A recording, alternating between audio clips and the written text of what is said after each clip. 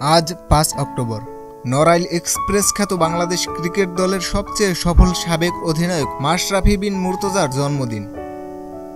জীবনের ৪০ বসন্ত পেরিয়ে ৪১তম বসন্তে পৌঁছে গেলেন তিনি।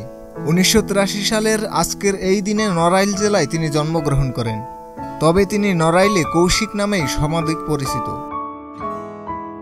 ছোটবেলা থেকেই দুরন্ত ছিলেন মাশরাফি। চিত্রা নদীর পাড়ে তার শৈশব কেটেছে। মাশরাফির বাবা স্বপন ছিলেন ফুটবলার ও অ্যাথলেট, যদিও তিনি চাইতেন না ছেলে ক্রিকেট খেলুক।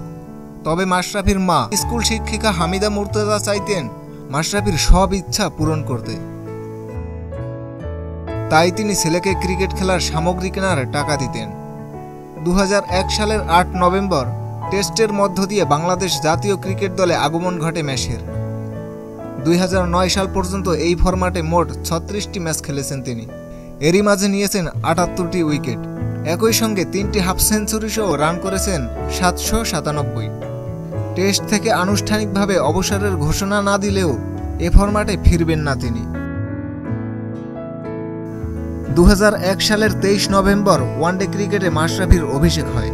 ২০১৯ সালে ইংল্যান্ড বিশ্বকাপেও দলকে নেতৃত্ব দিয়েছেন ম্যাশ। সর্বশেষ ওয়ানডে খেলেছেন ২০২০ সালের ৬ মার্চ সিলেটে জিম্বাবুয়ের বিপক্ষে। ২২০ ওয়ানডে খেলে ২৭০ উইকেট নিয়েছেন মাশরাফি। ২০১৭ সালে টি-২০ থেকে অবসর নিয়েছেন তিনি। ক্রিকেটের এ ফরম্যাটে ৫৪ ম্যাচ খেলে নিয়েছেন ৪২টি উইকেট। সেই সঙ্গে ব্যাট হাতে করেছেন ৩৭৭ রান। ইনজুরি সহ নানা কারণে আন্তর্জাতিক ক্রিকেটে আর ফেরা হয়নি এ পেসারের। তবে খেলে যাচ্ছেন দেশের ঘরোয়া লিগগুলোতে। উজ্জ্বল রায়, মোহনা ডিজিটাল।